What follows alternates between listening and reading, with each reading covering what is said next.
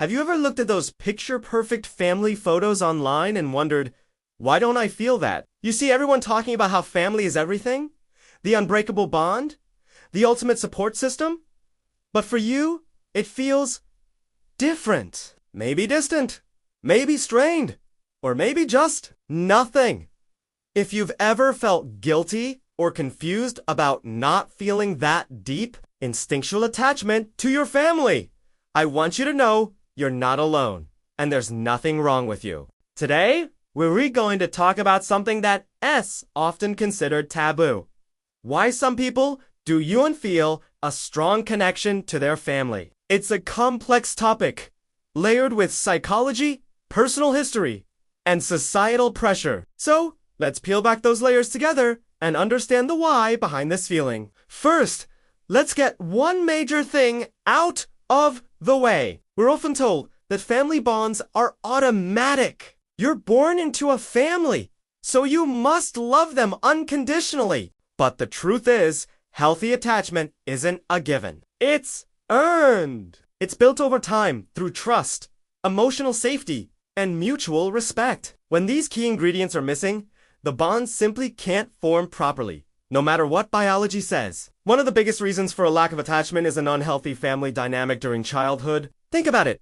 Our earliest relationships are our blueprint for all future ones. If your childhood home was a place of constant conflict, criticism, or emotional neglect, you learn to protect yourself. You might build emotional walls to shield yourself from hurt. Emotional neglect is particularly tricky because it's not about what your parents did, but what they didn't do. They might have provided food, shelter, and, close all, the practical things, but failed to notice or respond to your emotional needs. They didn't ask how you were feeling, validate your struggles, or offer a hug when you were sad. Over time, you learn that your feelings don't matter, and you stop seeking that connection because it was never there to begin with. This creates a deep-seated distance that can last a lifetime. Another powerful factor is unresolved trauma. Family environments can be the source of significant pain, whether it's through emotional, verbal, or other forms of abuse. For a child,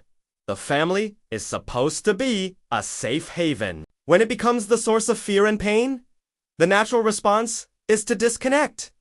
This isn't a conscious choice. It's a survival mechanism. Your brain essentially says, this connection is dangerous, so I'm going to shut it down to protect myself. As an adult, even if you're physically safe and away from that environment, the emotional detachment can remain because the wounds have never truly healed. The lack of attachment is a scar, a constant reminder of that past pain. Then there's the issue of mismatched values and as we grow up, we develop our own beliefs, values, and ways of seeing the world. Sometimes, those just don't align with our families. You might be the creative artist in a family of staunch traditionalists, or the progressive thinker in a very conservative household. This fundamental difference can lead to a feeling of being an outsider in your own family. You might feel constantly misunderstood, judged, or pressured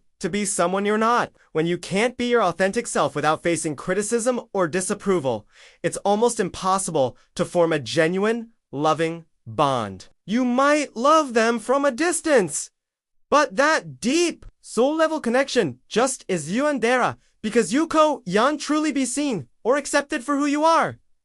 Individual personality also plays a huge role. Some people are naturally more independent or introverted. They might not need the same level of constant social interaction that a more extroverted family member craves. This is often misunderstood as being cold or aloof, when it's really just a difference in temperament. If a family doesn't understand or respect these personality differences, it can create a cycle of hurt feelings. The family might feel rejected, and the individual might feel pressured and overwhelmed, causing them to pull away even further. It's not about a lack of love, but a mismatch in how that love is expressed and received. There's also the concept of the black sheep of the family. This is the person who, for whatever reason, is singled out and treated differently. They might be the scapegoat, blamed for family problems, or simply the one who doesn't fit the family's ideal mold. Being cast in this role is incredibly damaging. It creates a profound sense of isolation and otherness. How can you feel attached to a group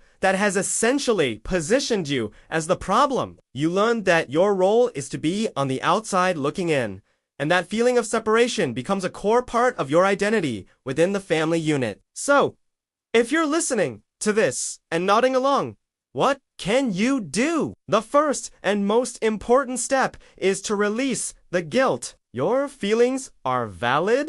They are a logical response to your unique life experiences. You don't have to force a feeling that isn't there. Forcing a connection often leads to more resentment and frustration. Secondly, it can be incredibly helpful to explore these feelings with a therapist or counselor. A professional can provide a safe space for you to unpack your past, understand the root causes of your detachment, and learn healthy coping mechanisms. They can help you grieve the family connection you wish you had, and move forward in a way that feels right for you. Remember, if you're struggling, resources like the National Alliance on Mental Illness or BetterHelp are available. You don't have to navigate this alone.